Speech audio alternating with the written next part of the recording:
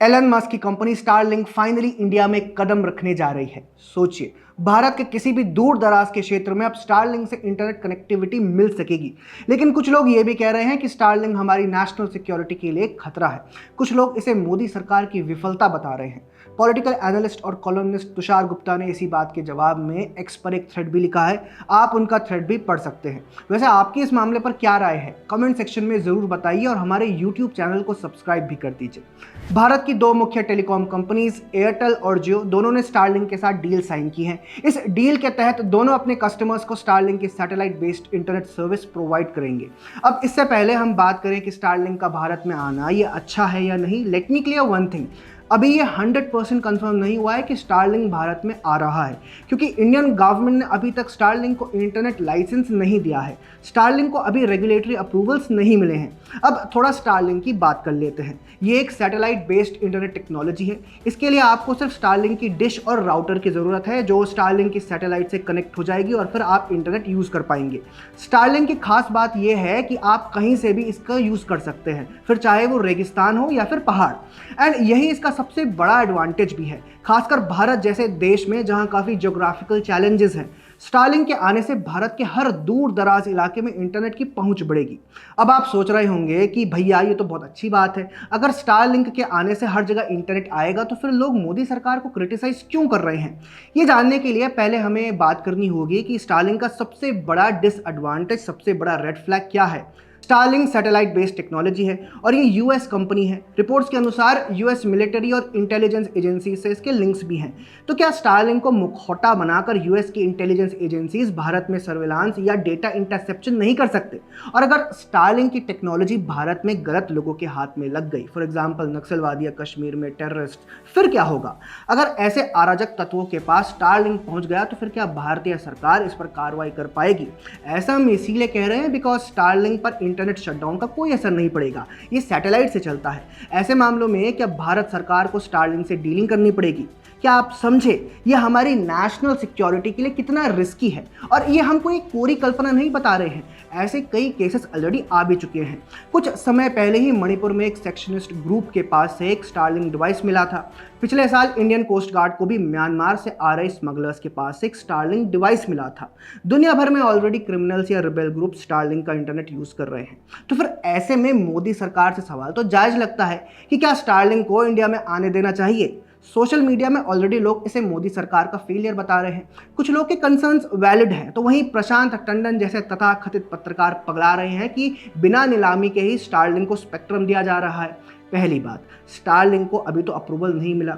दूसरी बात, अरे मेरे होशियार भाई, स्टारलिंक सैटेलाइट स्पेक्ट्रम पे काम करेगी।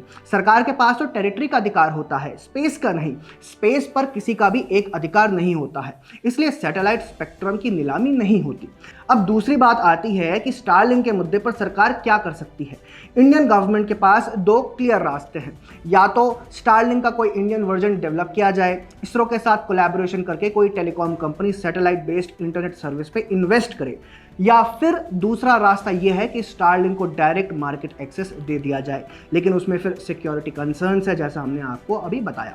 लेकिन लगता है कि शायद मोदी सरकार तीसरे रास्ते पर चल रही है। इलॉन मस्क की स्टारलिंक भारत में आएगी, पर दूसरे ब्रांड्स के साथ कोलैबोरेशन में, जो है एयरटेल और जियो, दोनों ही इंडियन कंपनीज हैं। भारतीय सरकार को एयरटेल और जियो के साथ लीगल डीलिंग्स करने में ज़्यादा आसानी होगी कंपेयर टू स्टारलिंक।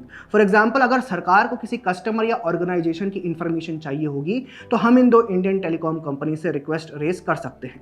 अब कुछ सवाल उठेंगे कि हम पहले रास्ते को क्यों नहीं अपनाते, इसरो के साथ टेलीकॉम कंपनी स्टारलिंक का इंडियन वर्जन बनाए। क्या ये पॉसिबल नहीं है?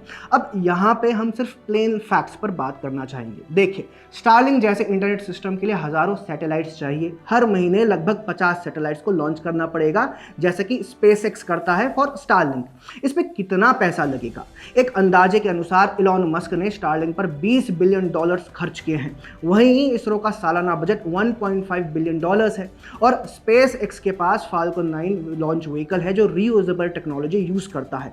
इस टेक्नोलॉजी से स्पेसएक्स ने बहुत पैसे सेव किए हैं। इसरो भी ऐसे टेक्नोलॉजी अभी डेवलप कर रहा है, लेकिन इसे डिप्लॉय कब किया जा पाएगा ये कहना मुश्किल है। अच्छा चलिए, मान लीजिए कि फंड्स की दिक्कत नहीं होती है, तो भी इस सिस्टम को डेवलप करने में समय तो लगेगा। वहीं एयरटेल और जियो क्या अभी तुरंत ये टेक्नोलॉजी डेवलप कर पाएंगे? नहीं। और हमें नहीं लगता कि ये दोनों कंपनीज इस टेक्नोलॉजी के लिए अभी ज़्यादा एक्साइटेड हैं। ऐसा हम क्यों कह रहे हैं? देखिए, स्टारलिंक की जो सर्विस है वो ट्रेडिशनल इंटरनेट सर्विस से काफ़ी ज़्यादा महंगी साबित होगी। स्टारलिंक के लिए शुरुआती कॉस्ट ही लगभग 1.5 लाख है और हर महीने कस्टमर्स को तकरीबन 7,500 रुपये देने पड़ेंगे। तो आप खुद बताइए, ऐसी सर्विस पर एयरटेल और जियो क्यों इन्वेस्ट करेंगे जिसे शायद भारत का बड़ा वर्ग यूज़ ही ना करे? लेकिन फिर एक सवाल और बनता है, जब इसे ज़्यादातर लोग भारत में यूज़ करेंगे ही नहीं तो स्टारलिंक को भारत में लाने की बात ही क्यों हो रही है? यहाँ पे लोगों को समझना चाहिए कि ऐसे मामलों को आप सफ़ेद या काले रंग से नहीं देख सकते। स्टारलिंक को अप्रूवल देने या ना देने का मामला यूएस के साथ हमारे रिलेशंस को अफेक्ट करेगा। इसलिए खुलेआम स्टारलिंक को ना कहना हमारे हित में नहीं है, लेकिन इसका ये मतलब नहीं कि देश हित से खिलवाड़ हो। इसीलिए भारत सरकार ने तीसरा रास्ता अपनाया है। स्टारलिंक भारत में आएगा, लेकिन दूसरी कंपनीज के साथ। हर बात पे आउटरीच करने वाले लोगों को समझना चाहिए कि जियोपॉलिटिक्स और डिप्लोमेसी की दुनिया ग्रे होती है।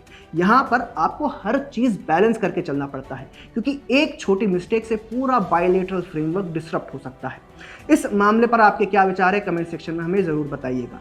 अगर आपको ये वीडियो पसंद आई हो तो लाइक एंड शेयर करना ना भूलिएगा। जय हिंद।